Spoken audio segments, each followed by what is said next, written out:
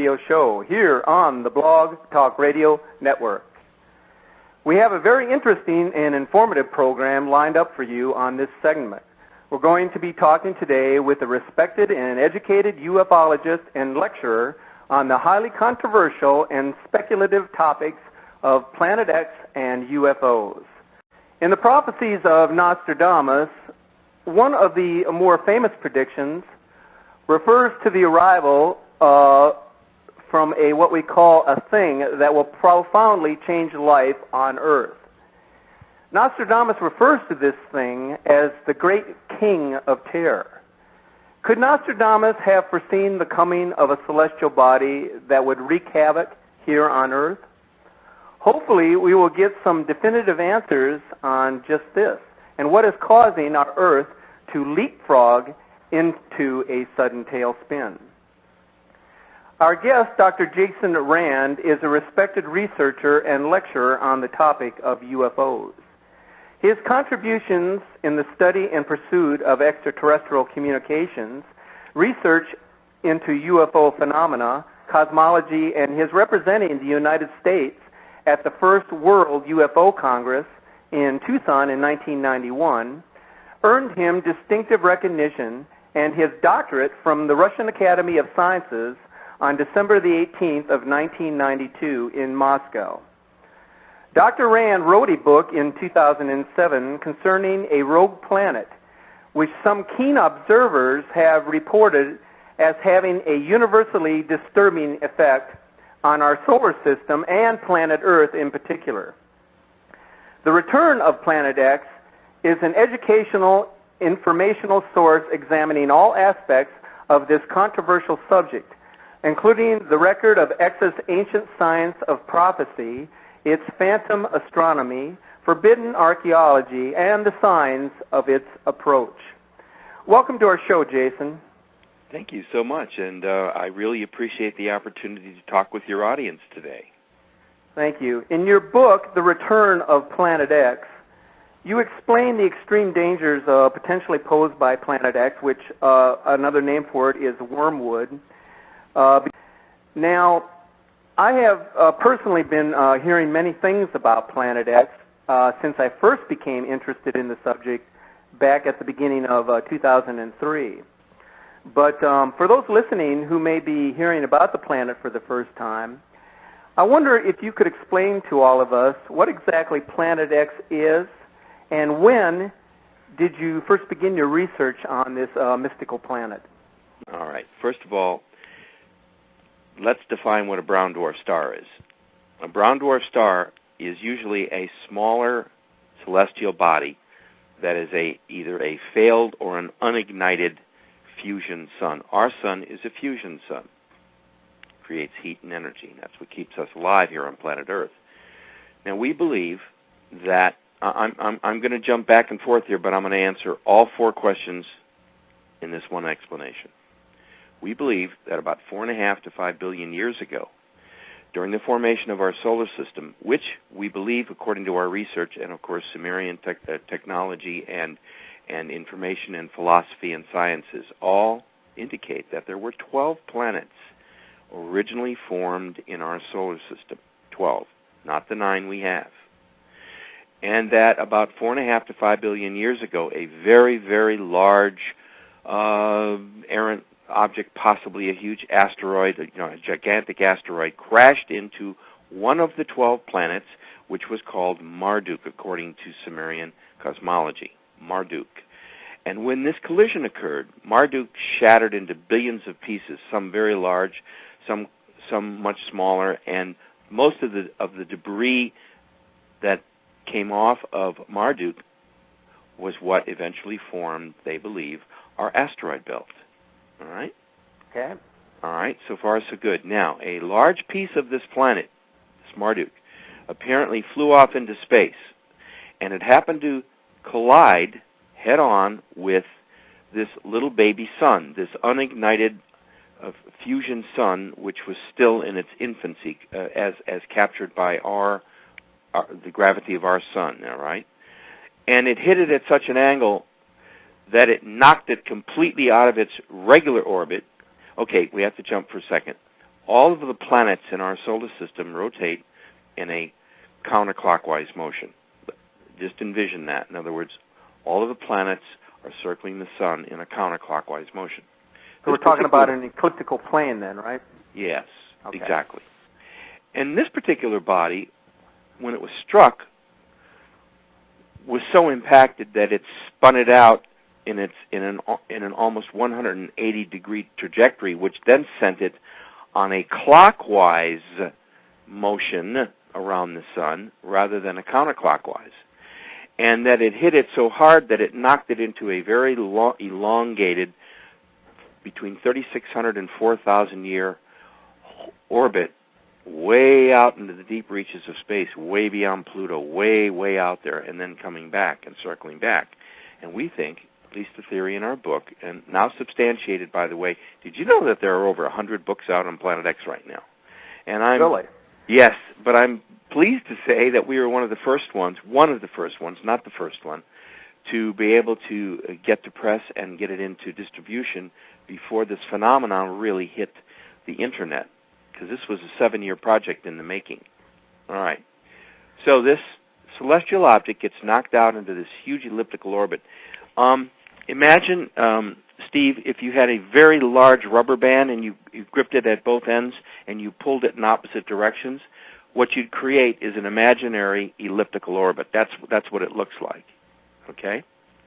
So, at every 3,600 to 4,000 years, we believe this physical object, this unborn sun, this smoldering brown dwarf planet, it could be the size of our moon, it could be the size of the Earth, it could be even larger.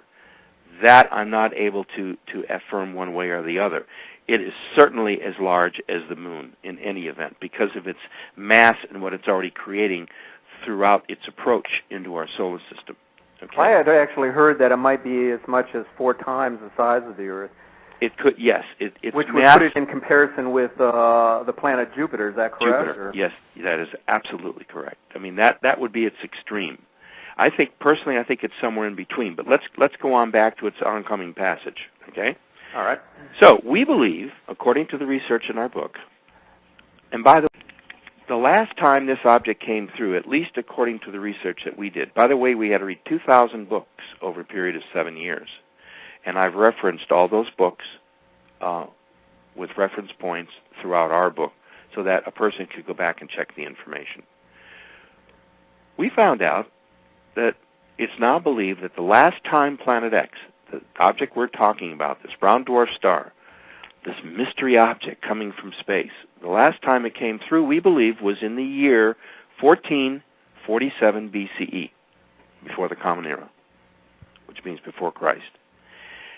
And it just happens to coincide with the Exodus, when Moses was leading the Israelites out of Egypt. They were in bondage for 400 years under Pharaoh. And that could very well explain a lot of the miracles that were attributed to Moses' rod. Remember when he threw it down and it turned into a serpent? Correct. Biblically? Okay. Yep.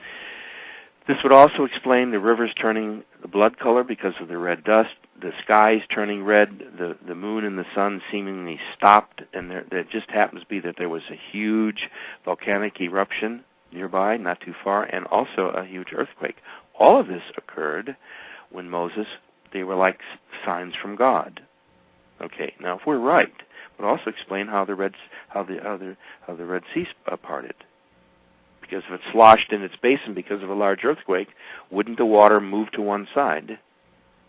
So did it actually pour? Remain there. The story is it actually ported, or did it actually just move off to one side enough to where Moses and his people could cross? Yeah, I doubt if it parted like we saw remember in the original movie done at Universal? Yeah, we see it parting in 2 different directions. Yeah, no. I think that would probably happen, most logically so, was that there was this huge earthquake. It sloshed the lake out of its basin, at least partially so, allowed the Israelites to go through, and then nature takes over. The planet, realigns herself, and the water comes back. I mean, that's the most logical explanation. Yes, it was a miracle. I'm not saying it wasn't a religious miracle. I'm only saying it sure happened at the right time, at the right moment. Now, we were so fortunate, our book was picked as the top credited book on the subject, and we're right on the front page, and we're really proud of that. And I had to tell you, I'm so pleased at it. It came with great sacrifice because we've been giving our books to libraries and things like that, and now people are starting to call in. I've had requests from the White House and the Hoover Foundation and a whole bunch of other organizations. It's gratifying, and we thank you. What is the interest? And we thank you for having us on. What is the White House interested in this? What? Well, I just got an email request with it. We please send a book to the attention of the science advisor for the White House, and we did. I haven't heard anything back yet. It's only been a couple of months. That's not unusual. They must get 1,000 books a month. You know what I mean? Okay. But anyway, so they requested it, and I was grateful for it, but I haven't heard what the feedback is yet. However, I am this coming next Wednesday. I am meeting with the senatorial aide to one of the two senators here from Mississippi, Thad Cochran, and I'm going to be presenting them a copy of the book, and I'm going to ask for a meeting with the senator the next time that he's at the state capitol, because I believe Mississippi, which of course where I live, is going to be very vulnerable for this forthcoming hurricane season. Well, because it's cyclical, but the planet is ratcheting itself up. You see, when you're talking the science and the chemistry and the philosophy of something as complicated as planet Earth, nothing happens faster because it's so big. But what is happening is that it's something that cannot be stopped. The planet itself is getting ready to go through this huge transition. It feels it. It knows it's coming. It happens every 36 to 4,000 years. Let's cruise into something real interesting. Let's just assume that we could take off our rational thinking caps and just put on our, well, what if, let's explore cap and say, suppose the Earth itself is a living entity and a being with a soul and a mind, and that it reasons. It just does all these things in ways which we are unable to communicate with. Now, if you understand how the planet functions and how it works, you have to understand that its primary flow and rotation and dynamic principles, including plate tectonics, all occurs because of interaction with the planet's core. Okay? If something affects the core of our planet, it could affect its rotation, its speed, its plane of inclination. A lot of things can happen. And I believe that the core, the center core of planet Earth, has been in an excitation phase for possibly as long as 6 to 7 years. It started about 6 or 7 years ago, very, very slowly.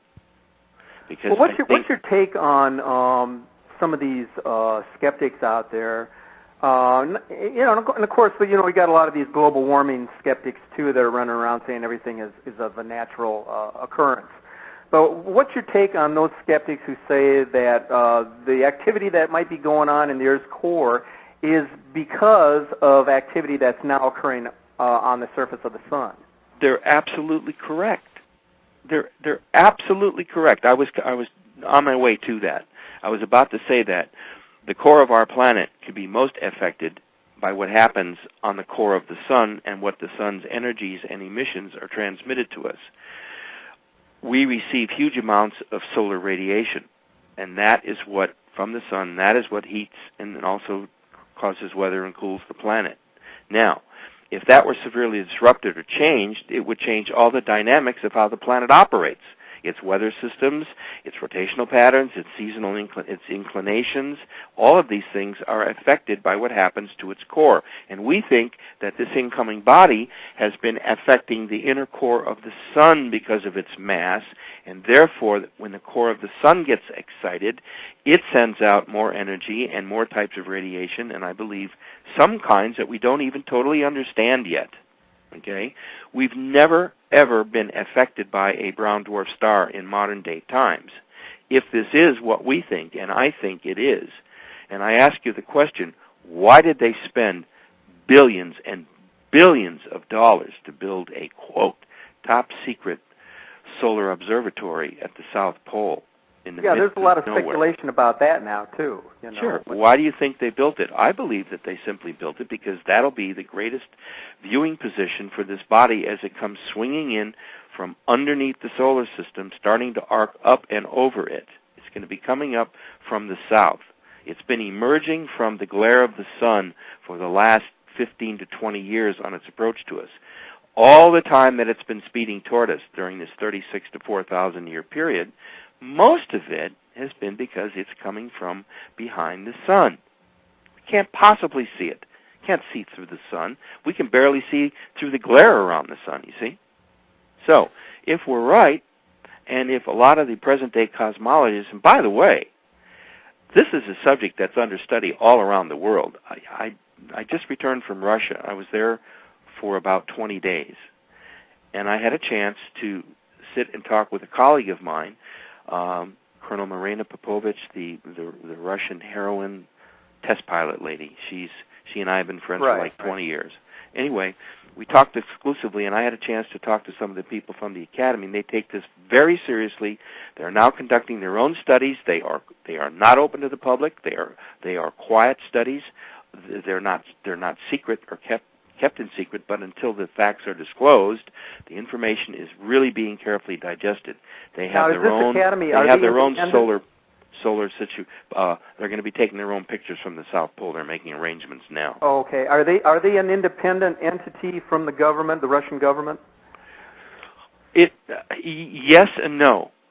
They're under the auspices of the Russian government, but they are totally independent. That kind of control ended when the wall came down. Things are much more open there. So it's a Russian government's position with as their well approval that something is going on. Yes, the government officially says this is your business. You do it. We don't. We're out of it. We're into other things. Okay. Which I think is intelligent and sensitive to the fact that sometimes you have to be unobstructed in order to get the mission done. All right. Something, by the way, has been perturbing many of the outer planets, and they now believe that it's this planet X. By the way, did you know that NASA, first of all, this is not even a new story. If I was to tell you that in 1982, NASA itself published this huge story, by the way, that article in the Washington Post and the Washington Times and Globe, all of those stories are included in our book, The Return of Planet X.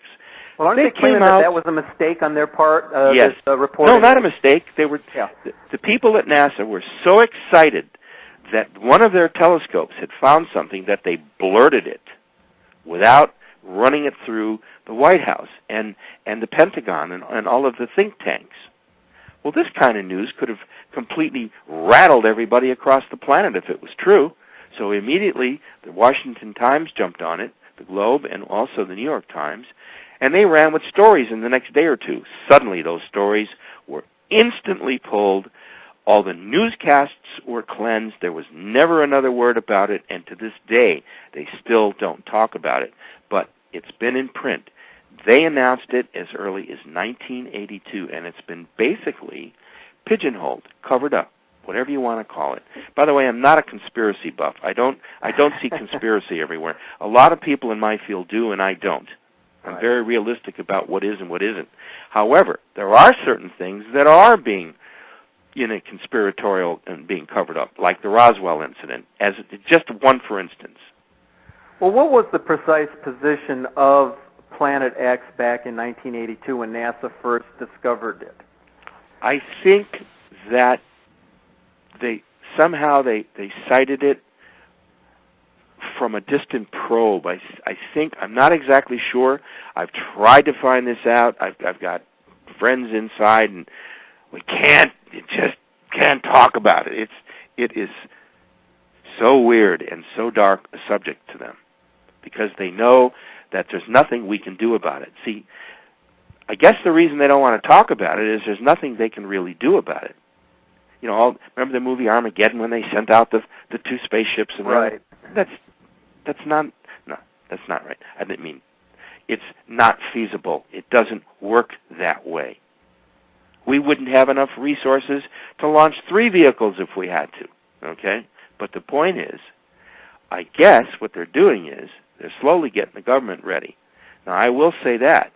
I think that if there's a conspiracy going on to cover it up, I also have to say that I think they're smart enough to know. I do believe that Denver, Colorado would become Washington West, by the way. I used to live in Denver. I really liked it there. I was there for about 3 years. Yeah, I believe there's some kind of underground facility there for the VIPs. Yes, and there's a whole government center built under the Capitol. They've been doing this very quietly. We have a U.S. Mint. I'm not there. They have a U.S. Mint. They have a world-class zoo. They have one of the most important airports ever built in the United States. That airport is far more than an airport. I really don't want to go into it because that should be the subject of another show for us, by the way. Okay. All right. They are preparing Denver for what I believe would be a rush to the west if something should devastate the East Coast. All right? Now, why would Denver be a safe haven for these people? You mean in terms of earth changes? Well, right. Denver would certainly be subject to probably some earthquakes and some shaking, but it's not going to get, I don't think it'll get any volcanic problems unless Yosemite goes. If Yosemite goes, you know about Yosemite, right? Yes. Yes, okay. It's a super we volcano, have what's known right? as a super volcano right smack in the middle of our country that could blow it apart, that could literally tear the continent in half. Now, that's another whole show right there. I mean, they have specials on these things, by the way. Oh, yeah. National Geographic, you can find almost anything on what we're talking about. So you see, the kinds of things, Stephen, that we're talking about are not so hocus-pocus, mumbo-jumbo, crazy paranoia stuff. Oh, no, this is real stuff that's going on. This is all real stuff. That. Have you watched the Weather Channel lately? Let me ask you something.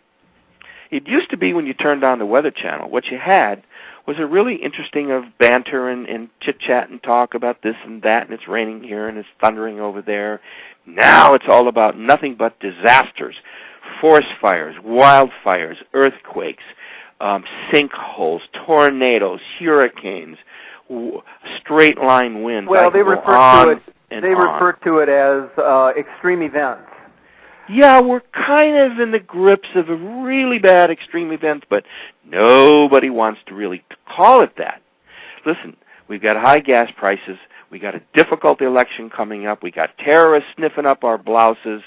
We've got problems possibly with fuel disruptions. We've got a dysfunctional Congress, Senate, and legislature, and I can go on and on and on and on, okay? Everybody's to fault, by the way. There is nobody there in Washington that is really functioning like an American citizen should function as to what is best for the country. Well, I certainly agree with that. Enough about that. I didn't mean to go there. I'm sorry. But it's true, Stephen. And all of this is about to come down on their shoulders, and they're still talking about, now if I'm right about this coming hurricane season, and that's the reason I'm going to meet with Senator Thad Cochran, his aide, on Wednesday, and then request a meeting with the senator, is that Mississippi is not ready. I've been talking. I took a trip down there. I've been looking around. People aren't really aware about what's to happen. I'm afraid that the Gulf Coast region is going to get hit by a very bad hurricane. Oh, it's very one or possibly all the way from Texas to Florida. So it could hit anywhere. I think it's going to hit Louisiana and Mississippi this time. Well, I hate to hear that because I'm right in the middle of all that. I know you are. You're in Baton Rouge. Yep. Did I pronounce that right? Yeah, Baton Rouge. Baton Rouge? That's how they say it, Baton Rouge. Baton Rouge. I'm pretty good at linguistics. Which, by the way, is an Indian term for the red stick. Yes. Incidentally, speaking of Indians, we cover a whole section in the book on ancient legends and cosmology of all these groups. Who do you think was giving them all this celestial information? I don't think it was the magic mushroom, do you? I think they were getting hard information from extraterrestrial beings that are probably a 500,000 years ahead of us in evolution and in technology. I mean, that's another whole show. As a child, I was on a ship at age 11 up in Canada. It's long and involved, and it was just meant to let you know that I know these things are real. That's what set me on my course to write this book in the first place. I was shown at age 11 in 1950 a complete display when I was on the ship They wanted me. I was part of a group of children that they were harvesting, meaning that they were investing in having experiences with us mentally and spiritually. And I would go on OBEs. You know what an out-of-body experience is? Oh, yes. Mm-hmm. Okay. I used to go out at age 5, 6, 7, and 8 in OBEs that they would let me remember. And I was going to this big classroom setting where there were thousands of other children just like myself, all happy and healthy. And we were like being scanned to find out if we would like to participate in help and to be helpmates for humanity. In other words, AIDS. The reason I wrote this book was not to scare anybody. It was to tell everybody, we got to do this. Let's put our gloves on. Let's get to work. We got a lot to do. There's going to be a lot happening to the planet. I believe there's going to be a huge exodus. I believe there's going to be a huge liftoff by the ETs of billions and billions of people who are mentally, spiritually, and physically tuned to the planet and understand the dynamics of metaphysics. Well, we're seeing more and more of that every day. In fact, there was something that just happened the other day in Devon, in UK. A number of people saw several UFOs flying around in a 45-degree angle. Yes. And said it was the most unusual thing they have ever seen in their entire lives. One of the things I'm going to predict, let's go public on your show, okay? I'm predicting as of today that we are going to be seeing a gradual but surely increasing rate of UFO sightings, landings, contacts, and communications. And I think we're starting to just now begin to see it form. What is it that are the aliens trying to communicate with us to warn us of what's about to happen, or what is their specific purpose in showing themselves? All of the above. You hit right on it. The crop circle thing. If people really understood what crop circles are all about, now let's throw away the fakers and let's throw away the little guys that run around with broomsticks. Those are not what I'm talking about. If you really understand the phenomena, and if you've really I've had a chance to look at the Russian evidence up close, and it is absolutely astounding. If you know anything about crop circle technology, which is another show. Here we go again. Absolutely. All right. Everything's another show, correct? Absolutely. Well, do you realize the kind of ground you and I are covering in this time right now? I feel like I feel this. By the way, this is how I conduct a lot of my lectures. It's kind of free for all with the audience, and by the time we get rolling, the information starts coming as it's coming now. But let's go back to answering your question specifically about the ETs. Okay. Yes, of course they're communicating with us. They've never not been communicating with us. If you understand anything about the field of ufology, it's still considered to be very, very controversial. And you know what, Stephen? That's good, because that brings attention to it. But I think it's beginning now to become mainstream. I think one of the latest polls conducted, possibly Gallup, I'm not sure, something like overwhelmingly 68 to 75% of the population no more has any doubts about UFOs and ETs and flying saucers and all the movies and everything we know. And yes, of course, there's space people out there, and if they're here, so what? People are almost blasé to the fact. How much Star Trek can you absorb? Or Star Wars? Or Indiana Jones? The point of the matter is, the public is not stupid. The public has been seeing science fiction UFO movies since the early 1950s. Remember The Day the Earth Stood Still? Correct. With Klaatu. In fact, we were playing the music there just at the beginning of this show. Yes, you were. I just wanted to get that in. So let's give everybody a break, and let's just open the door and open the files and say, you know what? Did you know that the United States, Great Britain, New Zealand, Canada, and Australia, and a few of these other sober Western countries, they're the only ones that have secret UFO information files that haven't been opened. So I find that very ironic. And you know what? All of this? Whatever. What's the government's role in all of this? And what's going on over there at this Area 51 in Area 50. Okay. Well, let's see. Okay, there's a couple of questions in one again. Okay, let's go at both questions with this explanation. Okay. UFO 51, there are a dozen TV specials you can rent, by the way, or you can click in for or buy on Area 51, but I'll give you a recap. Area 51 used to be a very, very top secret air base deep in the heart of the Nevada desert, not too far out of Las Vegas. Nellis Air Force Base is associated with it, where they built some very sophisticated labs, hangars, where they do top-notch and top-secret black ops, experimenting on airplanes and airfoils and things like that. It's also rumored to be where they have back-engineered several crashed, what we call flying saucer discs. That's been the big UFO, secret thing that people have been investigating. Well, they've uncovered more information than they ever thought they would, and after everybody poo-poos them, the government still denies it, but you still can't get access, and you're arrested if you try to take one step on the land. They got you.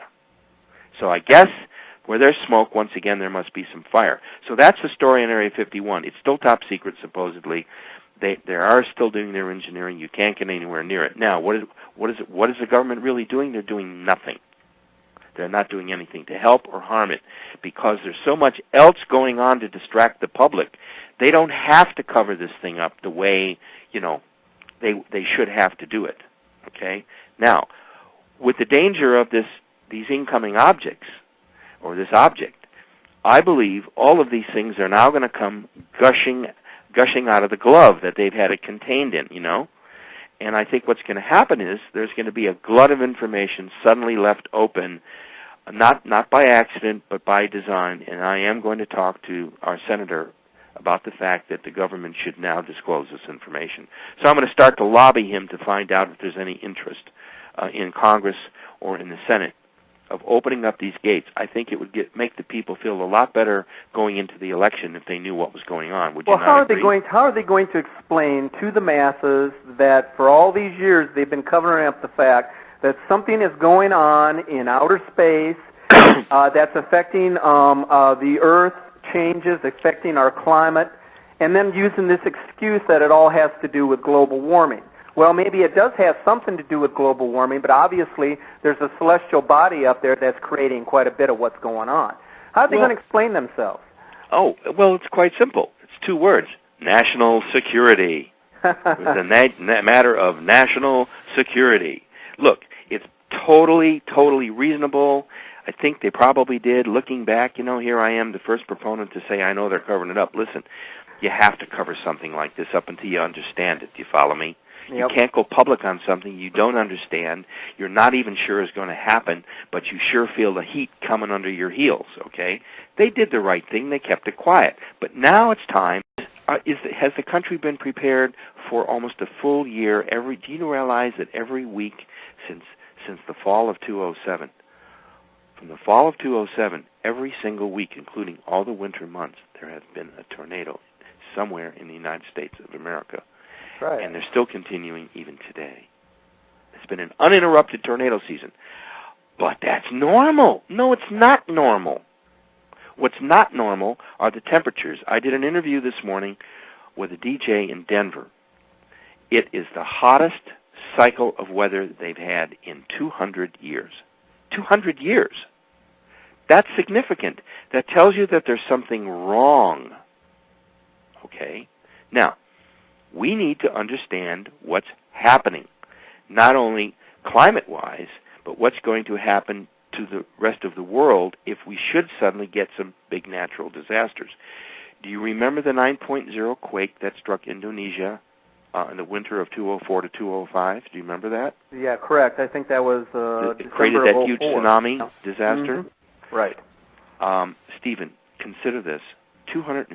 Over 250,000 people died instantly in 45 seconds. That's right. In 45 minutes. In 45 minutes. That's how long it took for the waves to arrive, correct? Right. To the various locations. It wasn't just one location. It hit in numerous locations. Right. So mostly within the Indian Ocean, correct? Yes. Mm-hmm. The point of even bringing this up is the fact that we're not prepared. We're not even thinking about it. We're too concerned about the election, which we should be anyway. But the point is, this is all about to come down on our shoulders. Now, we've got to start thinking rationally about what we're doing, and that's another reason why I wrote the book, -x.com. Interesting, can I tell you a really quick funny something? I've got a section on my website where I put on what was sent to me, a submission by a guy who insists that the Earth's inclination is now beginning to tilt. And he's got all the dynamics, so he sent me a beautiful graphic, so I put it up. And suddenly it disappeared last week, and there was a sign that came up that said, deceased. Oh, Lord. I think the government had a little fun with me at my expense. So I'm getting ready to reload, and I'm going to talk to the senator about this, too. Isn't that cute? See, they don't want to talk about anything that might suggest that there's something wrong. Well, I do believe we are tilting. I believe the tilt has already started. Let me ask you something about this tilt. Do you think that maybe this has something to do with the fluctuation in weather that's occurring, whereas in Canada right now it's as hot as hell, or in some other part of the country it's as cold as can be right now? Oh, sure. Everything's topsy-turvy. Nothing's working right. The inner core of our planet is being heated up and excited by the core of the sun. The sun itself is doing it. And as so, I believe it's starting to spin faster. See, I think that the amount of radiation and energy that is exciting the core of our planet, this is what is causing it to speed up. And as it speeds up, it heats up. And therefore, I believe that it's starting now to send lava out to all the volcanic mounts. I think that we are in the process of having the planet come alive like it was designed to do to rebuild itself. You see where I'm going with this? Right. Yep. I think we're going to a series of huge earthquakes and volcanic events, and I think it's what the planet would normally be doing anyway because of the return of this object. Now, it does so happen that it happens to coincide with a lot of religious thinking, especially the evangelicals. They believe that we are now at the end times. And I believe that we are definitely at some kind of end time operation for this planet the way it's now functioning. What's the Vatican's position? We're about to hit the wall. What's the Vatican's position on this? I understand they have a telescope mounted somewhere in Arizona? No, they've got 3 or 4 of them all around the world. The Arizona one is probably your most expensive, and the one that's fitted with the infrared. But you see, that's off limits. That is top secret. No one gets in, and no one has access. That's it. Period. And as are all their other observatories. What's their position? Well, let me jump back. I've had a chance to talk to somebody who spoke to the last remaining survivor of the 3 Portuguese children who witnessed the miracle at Fatima. Okay. Mm-hmm. The Jacinta, I think it was Jacinta. One of the 2 girls recently died. But I have a dear friend who had a chance to sit and talk with her at the Vatican. By the way, they brought her into she's been virtually living at the Vatican now for dozens of years. She was immediately. Well, I wasn't aware of that. She was immediately taken out of, and probably for her own good. I'm not saying anything sinister like that. Right. It was probably for her own good, so she could be tended to, her needs, her health, and things of that nature. Because she was an average peasant person. Okay, now. Her and my friend's understanding is that the 3rd secret of Fatima had to do with the return of this planetary body called wormwood, and that it would affect the Vatican and every structure in the Vatican, and it would definitely impact the Church's survival itself, the very survival of the Church itself, and that they should have been getting ready for this. Now, maybe they have and maybe they haven't been getting ready, but the Vatican knows a heck of a lot more than they're telling us. So you see, it's one big kind of, I don't want to use the word conspiracy, but nobody talks about it. Why? Because everybody knows that what's coming is inevitable. And I think that's what all the Mayan myths were all about, and I think that's what all this cosmology on the part of the ancients was all about, because our research indicates, and that's what the book is all about. Wait till you read the prophecy section. It's absolutely fascinating. By the way, do you know what remote viewing is? No. Remote viewing is a science that was developed in the early 70s using people with extreme mental skills to transgress time and space and mentally view things. It's called remote viewing. Is that sort of like mental telepathy, or? It's a form of telepathy, but in this case, it's sending your thoughts out as information vehicles or cameras. It's a real science. It was developed. I'm good friends with one of the originators of it, Dr. Hal Puthoff, involved with the Academy for Advanced Science in Austin, Texas. Anyway, I'm talking to him. I still haven't got the okay, but we're trying to put together a remote viewing opportunity, possibly working with the Russians, who are very much into remote viewing, by the way. They developed the same time we did, because they found out we were doing that to them, so they did it to us, and they beat us at it. We're talking about the Russians. They were that much better at it. Talking about the Russians now. Russians. Tell us about this Russian Space Center training complex outside Moscow. It's called Star City. Star City? Yeah. How did you gain permission to visit this? I guess it's a cosmonaut it's the site, Cosmonaut right? Training Center. Yeah. Just like Houston and Cape Canaveral. Okay. Because of my friendship with now retired Colonel Marina Popovich, the famous lady test pilot, I visited for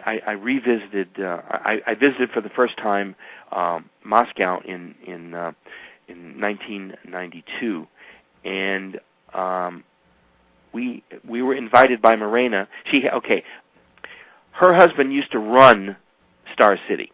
Now, for who years is her husband? General Pavel Popovich. And he was a cosmonaut, right? Yes, he was the second man in space.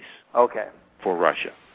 And he ran that training center for a number of years, so they maintained a very nice apartment complex there, and she has it. That's her home when she's away, and Pavel has his, but it's in a different part of Star City. See, Star City is a vast complex carved out of the middle of a forest. It's at least, I think it's 80 to 90 miles away from Moscow. And the only way to get in, there's one highway in, one 2-lane highway in, and one railroad in, and there's an airstrip, and that's it. So it's carved out of the forest for like 60 miles. All you see is a cut through the forest. Okay. So she invited us there. We spent the entire day, and we had dinner, and we had a chance to visit some of the facilities. I must tell you, it is one of the most fascinating places. Imagine being taken through Houston. They have the same kind of machines and same kind of equipment and the wet tanks and all of that kind of thing. So that's how I got a chance to visit there. And we were the guests of Morena, and it's something I will never forget. I couldn't take any pictures, though. I'm on a mission to educate the planet about what could be its greatest opportunity to get control of itself. Okay? The whole planet, not just the United States, not just Mexico, not just Canada. The entire planet is in for a rude shakening. I like that, a rude shakening. And it's going to be horrendous. I know what's happening now. We're seeing it every day. But are you going to say? Is it like the prophet, the passage in the Bible that says that everything will happen in increments, like a woman having a child? Yes. Is that the type of thing we're going to see, or is it going to happen quickly? We've already cracked the 5th seal. If you know anything about the Book of Revelation, by the way, have you ever read or tried to interpret or understand the Book of Revelation? As much as I can, but of course that's controversial. We go into great detail. We go into great detail in the book about it. Okay, now here's what I think is happening. I'm going to jump right into the Book of Revelation and talk about the fact that once you read up to the 5th seal, that's where we are at the present time. We're about ready to crack the 6th seal within the Book of Revelation. And I think that will be when Wormwood makes its first appearance. Then I think the 6th seal will have been opened. So I'm giving you what we think, based on biblical prophecy and research that we've done. Remember, we read 2,000 books. We have over 2,000 references in the text after each chapter, so that if someone wanted to go back and re-research what we did, we give you, the publisher, the page number, the IBID, all of the information for you to go back and check on our books. So, do you think that could have been the we mentioned at the beginning of the show the vision of Nostradamus back in the 15th century? oh yes, in which he referred to a great monster in the sky. Of course, his date was 1999 in the 7th month, which some people have interpreted as the 9th month actually, which would have been September. Mm-hmm. So he may have been off a decade or so. But do you think that was his vision? Well, I think what happened, if you look back to that, give me that date again. His date was 1999, the 7th month. 7th. Well, that would have been July. Yeah. If it's the 7th month, it would have been July. Okay. Yeah, but in the interpretation of his quadrant, many people have referred to in the French language as the 7th month being actually the 9th month. The 9th month. September. Okay. Well, I think what would be interesting, and if anyone out there would like to take up this task, I would like them to go back to that month in 1999 and run some stats on was there a sudden uptick. I think that date represents the start correct of the decline cycle. I think that's what he was referring to, and it's being caused by what he said, the destroyer. Yes. Okay, I think he was right on. I don't think he was a decade off at all, because our research indicates the same thing. Since 1972, things have been going slightly askew. Since 1972, very, very gradually, through the 70s, through the 80s, and things started to uptick on the 90s, and now here we are into the 2000s. I think there'll be a gradual escalation of extremes on the planet, including weather and all these other things. And Don't forget, by then, our election will have been over. Correct. And whatever the subsequent fallout of that election will greatly impact what's about to befall us. That's what I'm trying to say. Okay, well, see, I want to put that in perspective so that our listeners today can really understand what's going on. You don't need to convince me because I already know what's happening. But there's so many people out there that don't, and I think they're a little bit confused. So I just wanted to put that in perspective. Oh, absolutely. And here's the thing. Anybody can go around afraid. Anybody can go around nervous and biting their nails. If you know the enemy that you're facing, or if you understand the threat that you're facing, any common, logic, human, intelligent person would say, well, what can I do to prepare and safeguard me, myself, my family, my city, my region, my country, my planet? But we're not there yet, because that's what all the signs are pointing to. Right. I just heard them recapping again. Well, we're not sure, but sometime in the next 30 years. Oh, sure. Oh, sure. Oh, sure. If we're right about this so-called Planet X, this extra solar body coming through, you ain't going to have to wait 30 years. Our solar system is sliding from one phase it's very technical. It's like we're in the positive phase right now. We believe that we're going to be sliding into what's known as the negative phase. We're going to slide into a different dimensional shift within the plane of the ecliptic of the galaxy. It's real complicated, but it's more than just the Earth going through her personal changes. It's what the ancients call the end of time, what the Mayans described as the New Age. See, there's a lot of metaphysics here. See, fortunately, Stephen, you have a firm understanding of the nature of metaphysics, which means what? Beyond the physical, does it not? Metaphysical? Yes. Okay. So where we're at is that a lot of these things that I'm talking about and that we were writing about, and by the way, mine's not the only book. There are dozens and dozens of good books out there. But we've all seemed to hit on the same theme in that something's really, really wrong, and if something's really, really wrong, what's causing it? Well, we already know what's causing it. NASA knew back in 1982 what was causing it. It's just that we now have to step out from behind we're not sure what we're going to tell you is going to happen, and I think that what we need to do is just let everybody know that we're in for some rough times. Blog. So we need to start getting prepared. And shows like yours give everyone the opportunity to either send questions, and incidentally, if anyone would like to email you and you want to forward me the questions, I'd be very happy to address those and try to get those emails out for people who have questions on what we're talking about. Okay, very good. I'll keep that in mind, and I'm always getting emails on different topics, and certainly if we get something along. To those who may be tuning in late to our live broadcast today, our special guest is Dr. Jason Rand, a highly respected ufologist and researcher, and author of the book, The Return of Planet X, Wormwood, Mankind's Ongoing Legacy with a Brown Dwarf Star. Jason Q. Rand has authored 3 books, including The Extraterrestrial Hypothesis, The Cosmic Blueprint for After, and The Reality Engineer. Dr. Rand travels widely, establishing close ties with his fellow ufologists and paranormal researchers, especially in Russia, where Rand has close ties with Lieutenant Colonel Marina Popovich and her former husband, Army General Pavel Popovich, who both live in Moscow. Marino and Pavel remain active in the UFL field representing Russia. Blog. Jason, on the front cover of your book, in the word wormwood, what is Planet X relationship to the biblical wormwood, as Revelation chapters 8 verses 11 describes, and why is it that important for each of us to understand in the cosmic realm of ancient prophecy, as described by the Mayan and the Sumerian civilizations, and with respect to the characterization stated in your book? Now that's a mouthful there. Yeah, but it's real easy to explain because the subject is all unified. It's all about the same subject. Okay. Look. First of all, we believe that wormwood,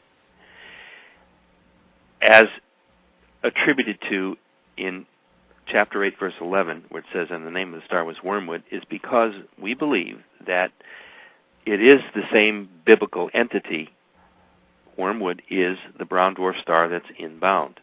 All of our research and all the religious prophecy, everything that we comb through, hours and hours of research and notes, all indicated that there was a complete connection between events in the Bible, things like when Moses left Egypt, and all of these things all attribute themselves to having a common denominator, and that is some kind of a brown dwarf star. In this case, we think that it is wormwood. And it was prophesied. If it's prophesied in the book of Revelation, and as most practicing Christians believe that the book of Revelation is unfolding, then it would stand to reason that once again, where there's smoke, there's fire. In this case, we think it's a big fire, and it's a big problem, okay? So that answers what we think wormwood is. Now, in going on further with your question, what we have to understand is that as a society, we have to accept responsibility for our choices, okay? And so there's enough information out there. Are we all crazy? Are we all just not right in the head? Are we all imagining all of these things happening? I think not, because the literature and the science and the history all points to reality. And I think it's an exciting time to be alive, Stephen. You're going to be on this planet as it goes through one of its greatest transitions in the history of mankind, in the history of the planet itself. When all these former ages came and went, there were very few people on the planet. You realize that.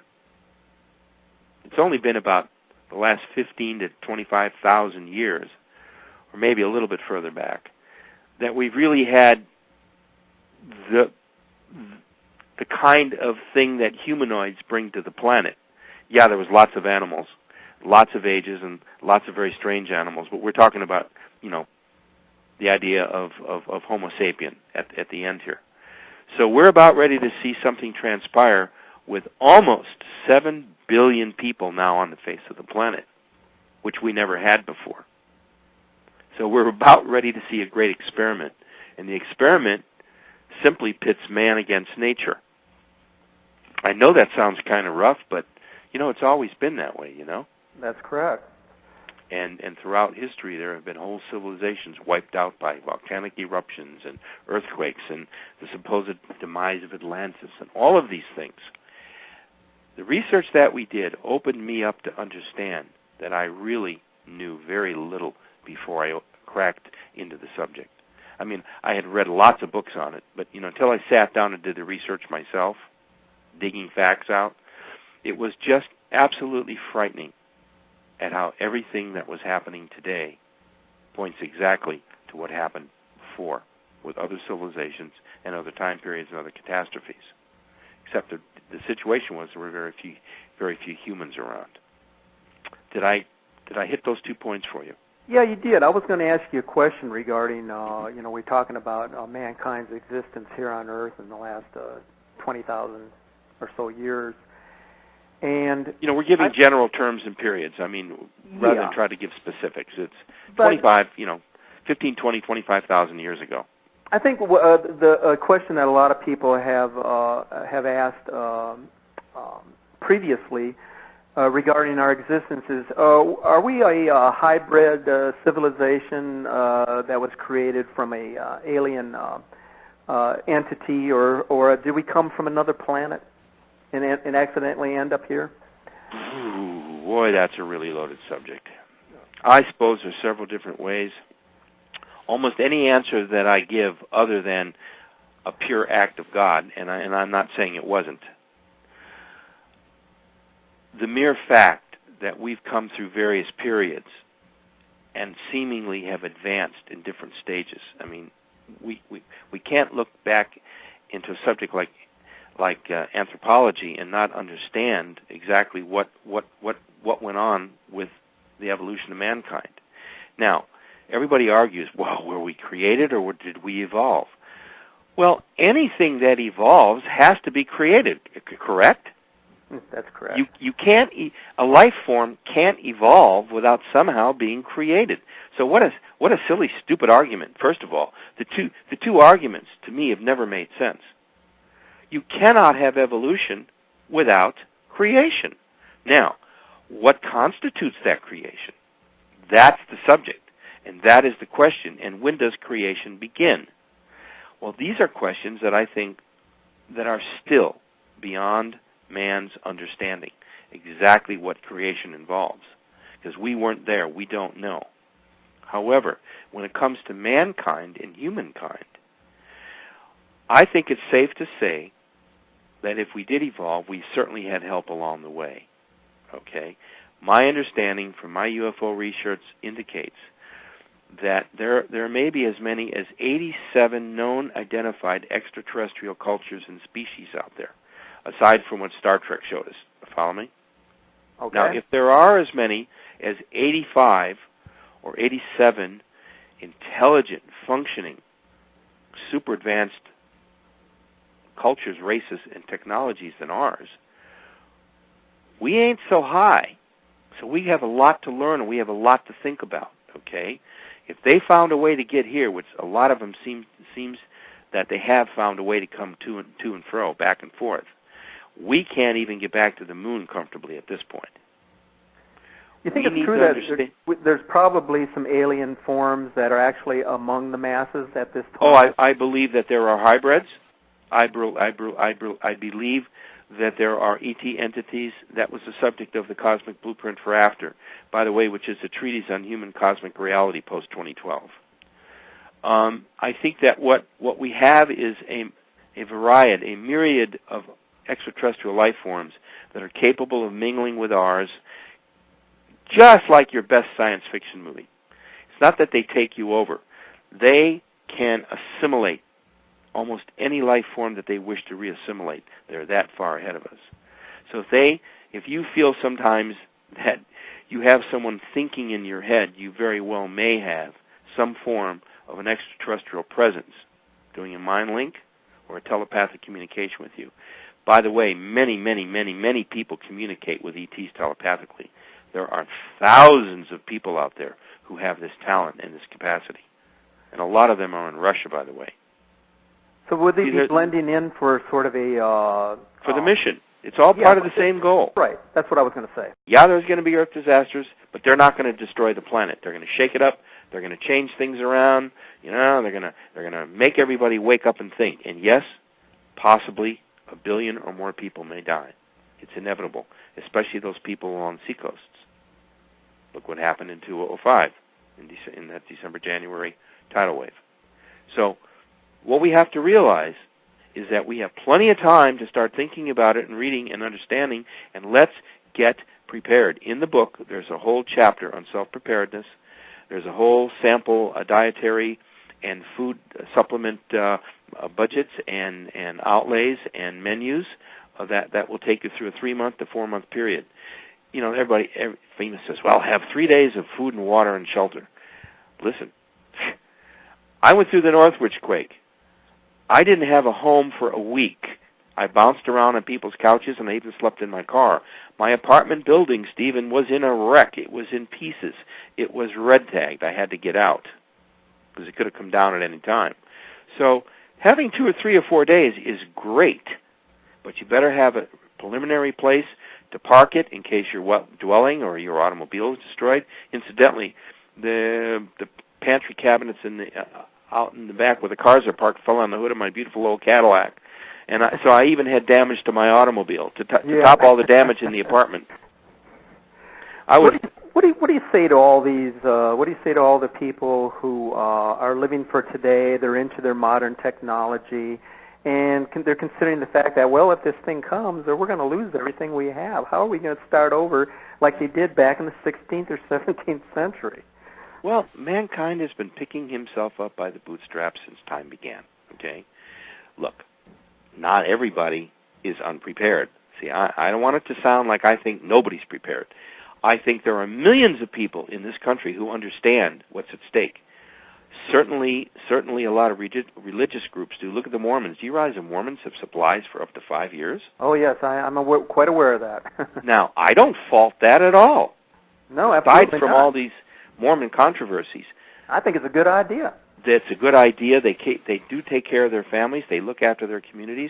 I wish more people would act like Mormons act in terms of physical spiritedness and well-being with people. Now, what we need to do is we need to each of us take individual stock. How much food do we have?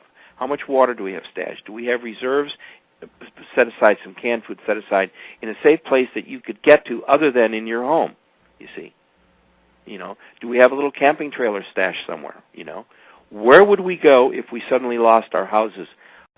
So we need to understand what's at stake here. If we live on the seacoasts, I strongly advise you having a safety plan. If sudden bad weather or if there was a tsunami alert, that you would be able to have a plan to get out of Dodge. Do you think the government would put us into a martial law state? Instantly. How do you get out when they're blocking off all the major access out of the area? It's really damn tough. I cover it all in the book. I take you all through the stages of martial law, where we're at, when it was erected, who did the signing. I give you a complete review of what the government knows and what they don't know, what they should be doing and what they're not doing. So it's an interesting read. I think that's chapter 10 of your book, correct? Chapter 7. Oh, chapter 7. Okay. Government preparations. All right. Now, I want everybody to understand that there is no such thing as total destruction. There's going to be rough. There's going to be storms. There's going to be fires. There's going to be tornadoes. There's going to be earthquakes, and probably some volcanoes that go off. We have to figure out, be prepared. There are certain places that are safe. I cover this in the book. There are certain places that are kind of iffy. West Coast is kind of iffy. Portland, Northwest area, very iffy. Vancouver, very iffy. Why? It's part of the Ring of Fire. I worry about Japan very much. I very much worry about Japan. I worry about the Hawaiian Islands. Now, they what about India? They may come up rather than down, yeah. But even coming up can be very traumatic. Go ahead. India? Yeah. Oh, boy. All the third world countries and the newer democratic countries like India, I think they're going to suffer huge losses. A lot of their country is at sea level. I think all of Indonesia, all the island nations are going to be at stake. I fear for Great Britain. I fear for the eastern coast of Europe. I also fear for South America. And quite a bit In of fact, that. all the continents are going to be affected. Yep. If there's a huge global slippage and the crusts shift, the continents will shift. There'll be huge tidal waves, thousands of feet high, sweeping across the oceans in mere hours. Well, that was the next question I was going to ask you. How close will Planet X travel towards the Earth as it crosses that solar ecliptic, and then what kind of effect will it have on the pole? Well, there's been so much theory and so much conjecture. I honestly cannot tell you that I know where exactly it's going to come through and emerge. Blog. The worst could be that it could come in through the solar system in a clockwise motion against the flow of the planets, possibly coming through between the asteroid belt and Jupiter.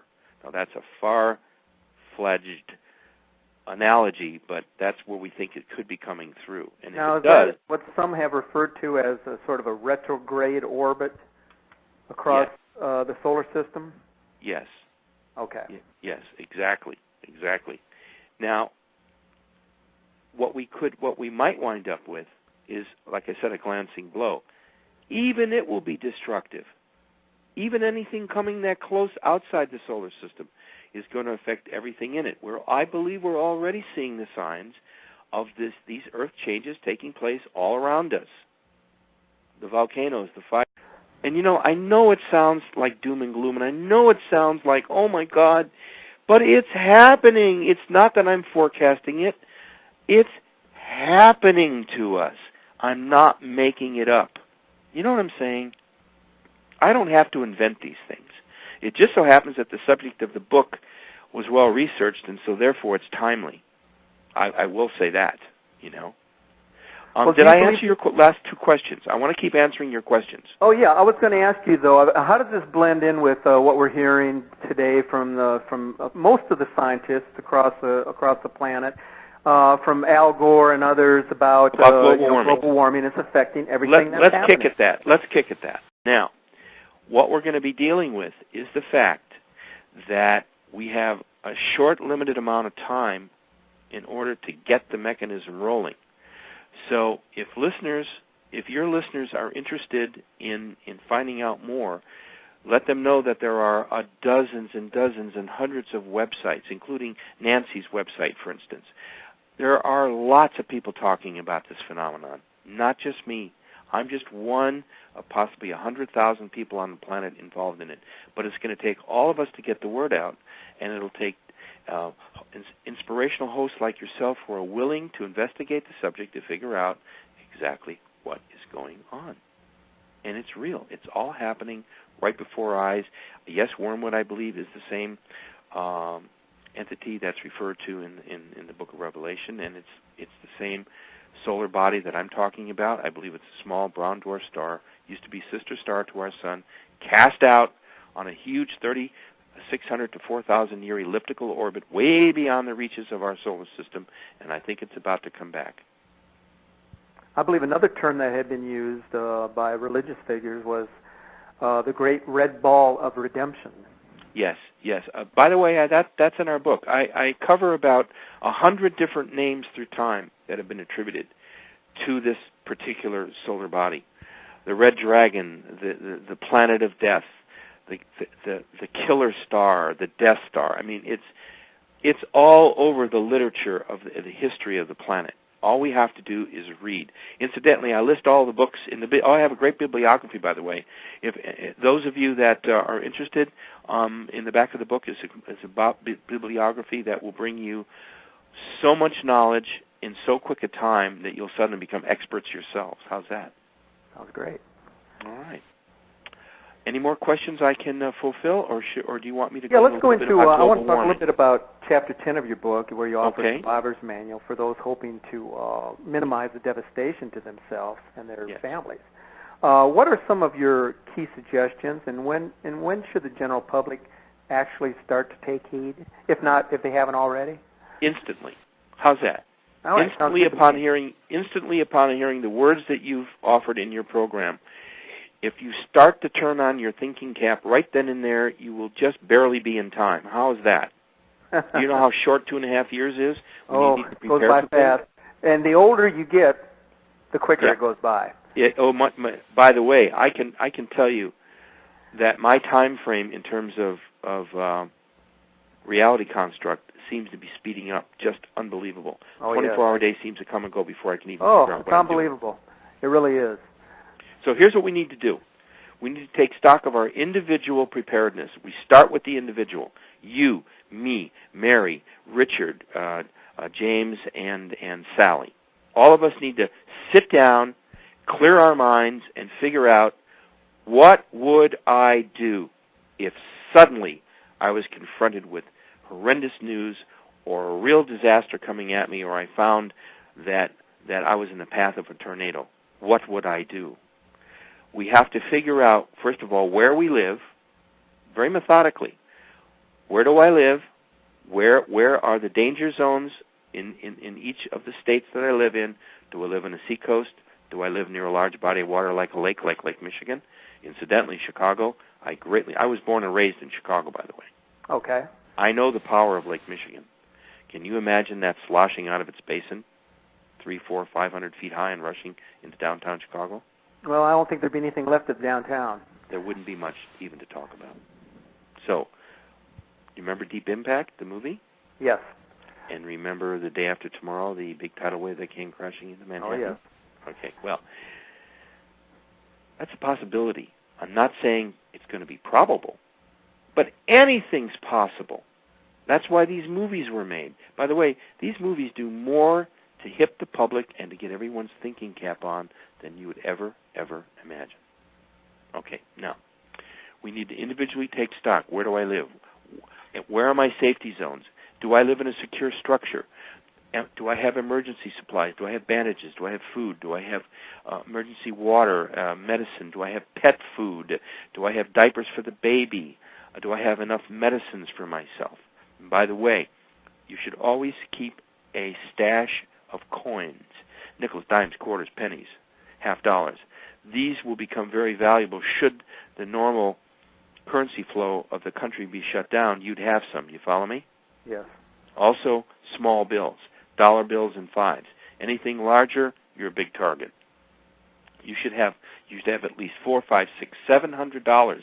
I know. Where do I get the extra money? Well, you pinch it. You pinch $5 here and $6 there, and you have change, and then you start to put some bills together, and they should be in a safe, secure, dry environment, possibly inside of 1 or 2 plastic bags. Why? You want to keep the elements away from the money and the coins. Okay. Medicine, enough for at least a month.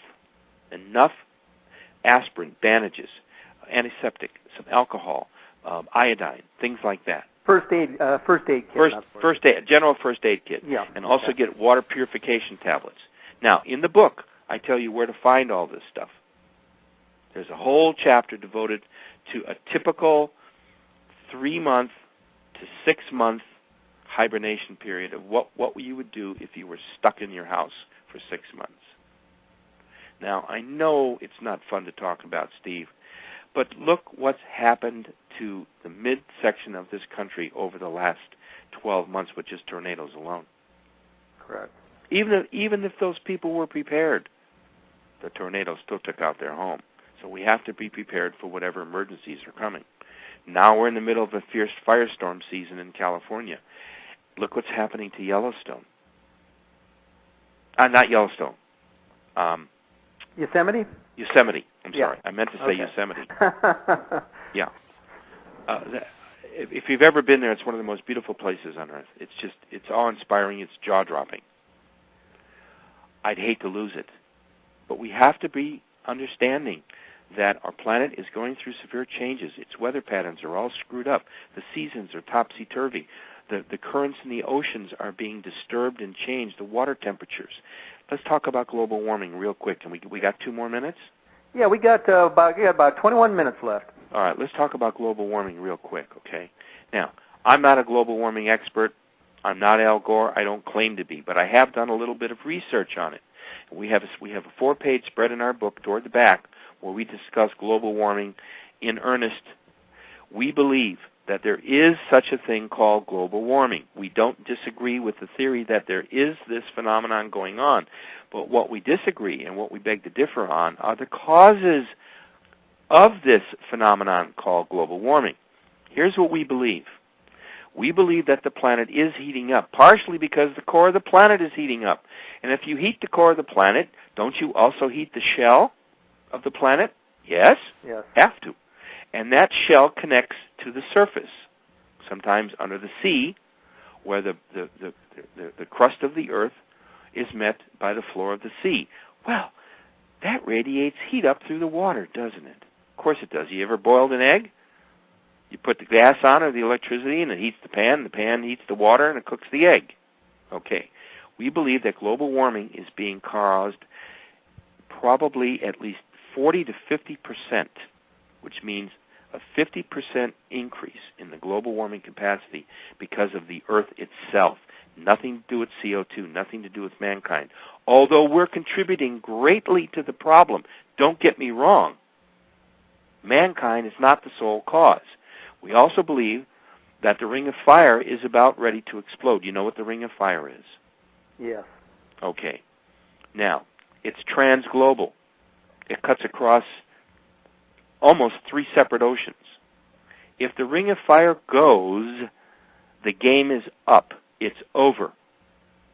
If the ring of fire volcanoes explode, even if only 3 or 4 explode, it could cause us a terrible global we're already cooling seeing period. a lot of activity in the Ring of Fire, especially in Indonesia and Yes. some of those islands in the South Pacific. All the Ring of Fire volcanoes are starting to pop. They're starting to shake. They're starting to shimmer. They're starting to power up, because I believe that the core of the planet is injecting, because it's heating up, it's causing more magma flow.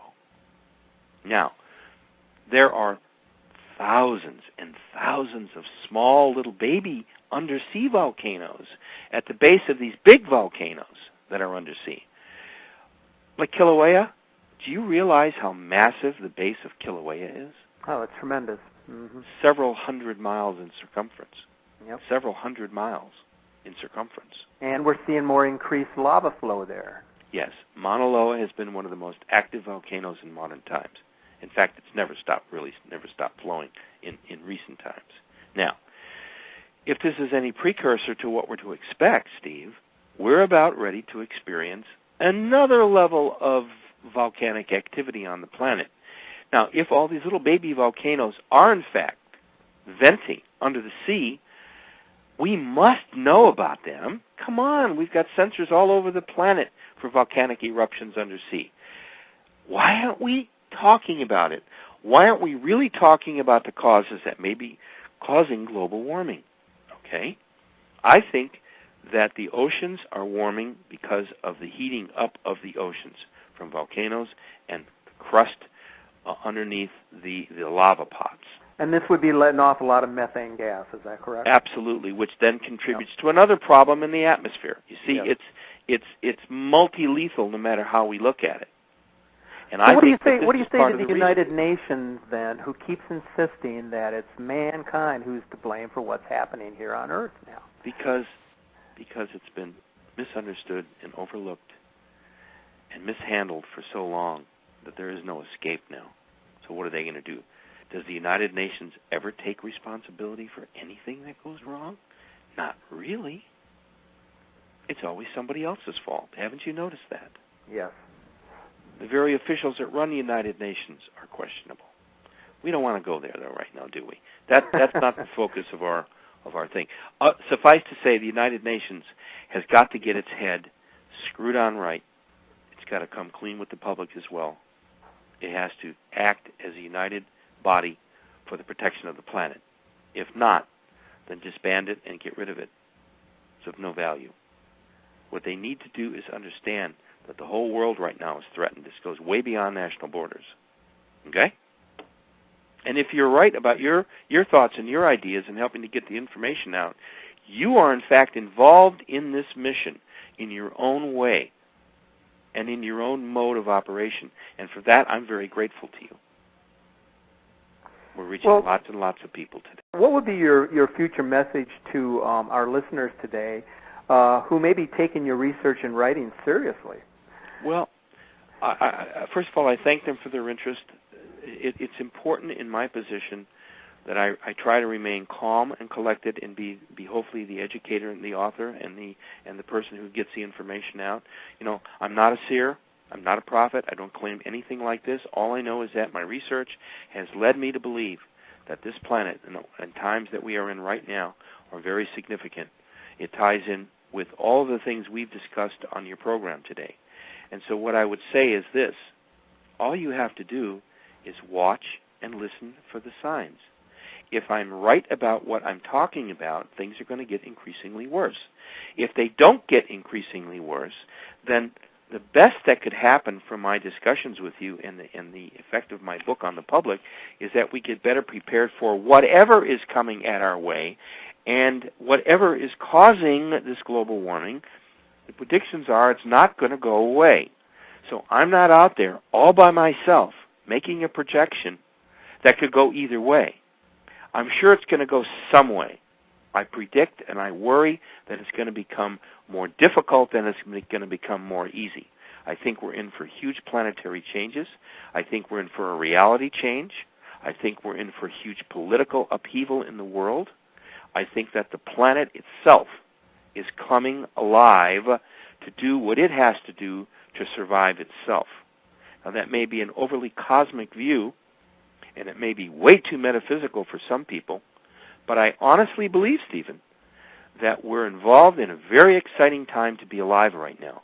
We're going to see, witness, hear, and experience things that no other people at any other time in the history of this planet will be able to experience. So, frankly, I'm looking forward to the future. You know that that's where we're going to live the rest of our lives, don't you? Uh-huh. Is where? It's in the future. So we should prepare for that future. We should. Of course, somebody may be looking at that future as being one of inconsistency, a very bleak outlook on life prospects. But it's how you look at living without the computer and the TV. How can people do this? Well, first of all, it's like looking at the half-empty glass. Are you looking at it as half full? Oh my God, I'm almost out of water. Or are you looking at it half full and saying, thank God I got a half a glass of water here? It's how we perceive the future. It's how we perceive these forthcoming earth changes. Look, we know something's wrong. We know something is definitely wrong with not only the psychology of the human psychology of the planet, its survival techniques, its preparedness, its weather. Look, we're governed by the weather. Whether we like it or not, we are prisoners of our environment. We can try to shape the weather, but we can't control it. But the so skeptics, if we understand that there's something wrong, are out there telling us, "Oh no, it's all just a natural cycle." Something it is that a natural every cycle. 1,000 years. It is. Yes, it is a natural cycle, and you've hit it. Yes, it's about every 36 to 4,000 years. We believe that this particular cycle comes back with vengeance. That's why in the book we talk about the fact that there are whole periods that mankind seems to drop out of itself, that it has to kind of get back up and shake itself back together again. We've seen this time and time and time again throughout history. And that goes back to this whole business of whether ETs are involved or not. I believe that as each one of these terrible time periods have come and gone, that we have had extraterrestrial help. The quote, the Noah's Ark of the heavens, okay? Coming down. I do believe that they're collecting animal life right now. I strongly believe that that there is a whole system of ET involvement where great, huge things called motherships are beginning to collect animal species to protect them and bring them back when the planet settles down. I think that all these things are real. Now, a lot of your listeners may say, "Wow, this guy's really, really out there." Well, it comes from reading books. It comes from giving lectures. It comes from visiting Russia and talking with former cosmonauts and having a chance to write and research. My own personal library, I've got over 3,000 books. I love my books. If people like to read, they're going to love reading The Return of Planet X. And incidentally, books like mine will continue to sell for a long time because the subject in my book is racing headlong to meet the future. And I mentioned earlier that we are going to be products of the future, by the way. What our understanding is of who we are and our ability to survive in a rapidly plummeting world will tell us who we are experientially. And metaphysically, we will be able to sustain ourselves. I want to ask you really quick, if we can. We got like 6 minutes left, but I wanted to ask you this question. What is your advice for those in the listening audience who believe that they themselves may have experienced a UFO sighting or a close encounter with an alien being or both? Well, I'm so grateful that you brought that subject up, because it can be a touchy subject for some people, you know. Look, if you had an experience that you honestly believe in your heart that you did experience, that you can either remember or you can write details down, if you yourself are individually convinced that you saw a valid sighting of an object in the sky, you know, flying saucers are all different shapes and sizes. There's wedge shapes, there's boomerangs, there's the round ones, there's the oblong ones. If you think you've had a sighting and you firmly, honestly believe it at your core, then you probably have had a sighting. You probably, honestly, have had a real-life sighting. If you think you've had visual contact with an ET or been near it or saw fleeting glimpses of it or actually communicated with one, well, then I don't have to convince you that your experience was real. You should know. Now, if you think you've had one of these, what you can do is, before you go to sleep at night, good exercise, you know, say your prayers, you know, bless me, dear Lord, and all the good stuff, and then lay back and clear your mind, and in your mind, you ask to remember your dreams and your experiences that you will be having now, that you consciously program your mind metaphysically to program and save these memories so that you can replay them in the morning.